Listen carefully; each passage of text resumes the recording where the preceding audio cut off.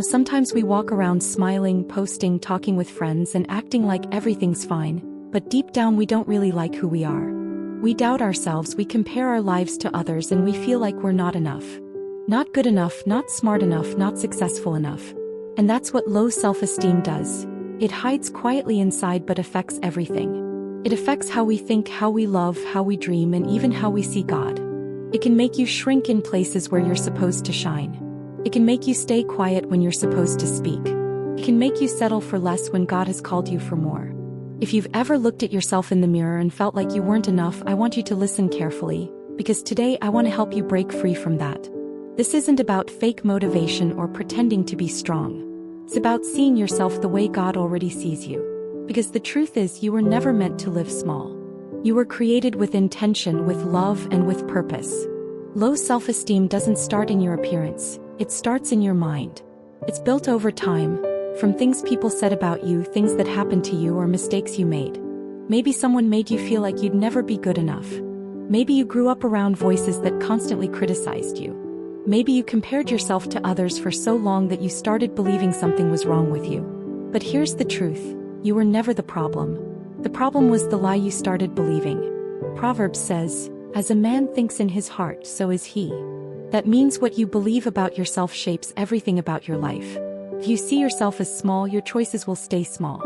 If you see yourself as unworthy, you'll keep rejecting opportunities that could change your life. The real battle is not what people think about you, it's what you think about you. The day you change that, everything changes. And one of the biggest things that keeps low self-esteem alive is comparison. Every day we're bombarded with other people's highlight reels. People buying cars, traveling, getting married, succeeding, and you start to feel like your own life isn't moving. But you don't know their full story. You don't know what they cried through, what they sacrificed, or what they had to lose to get there. You're comparing your behind the scenes to someone else's finished picture. The truth is, God has a different timing for everyone. Just because someone got there before you doesn't mean you're behind. Life is not a competition, it's a process. And when you trust God's timing, you stop rushing and you start growing in peace. You realize that your path doesn't have to look like anyone else's. You're not late, you're on your journey, and it's unfolding just as it should. But sometimes the root of low self-esteem isn't just comparison, it's wounds. Pain that never really healed. Maybe words that cut deep. Maybe rejection that made you question your value. Maybe experiences that made you hide your true self. You can't heal what you keep pretending doesn't hurt. Healing starts when you stop running from it and start bringing it to God. Ask yourself, where did I start believing I wasn't enough? Go back to that place and let truth replace the lie. You don't have to carry that weight forever. Now, one of the most powerful ways to rebuild your self-esteem is to change how you talk to yourself. Because your words are powerful. You can encourage others all day, but if you talk down to yourself, you'll never rise above that voice. Every time you call yourself stupid, lazy, ugly, or a failure, you're feeding that belief. But the Bible says, death and life are in the power of the tongue. So start speaking life even if you don't fully believe it yet. Tell yourself, I'm learning. I'm growing. I'm valuable. I'm loved by God. You may not feel it at first, but the more you say it, the more your mind begins to believe it. You've repeated the lie for years. Now repeat the truth until it sticks. And you know what else? You have to be careful who you surround yourself with. The people around you affect how you see yourself. If you're always around people who mock your dreams, tear you down, or make you doubt yourself, you'll slowly start believing you're not enough. But if you're around people who remind you of your potential, who encourage your growth, who see the greatness in you, that energy changes everything. And even if you don't have those people right now, learn to be that voice for yourself. Be your own encourager. Look at yourself and say, I can do this. I'm not there yet, but I'm getting there. Sometimes you have to clap for yourself before anyone else does. But here's where the biggest transformation happens. When you start seeing yourself through God's eyes. Because the truth is, you'll never truly heal from low self-esteem until you see yourself the way He does. Psalm 139 says, I am fearfully and wonderfully made. That means you're not random. You're not a mistake. God didn't accidentally make you. He took His time, designed your face, your personality, your gifts, all on purpose.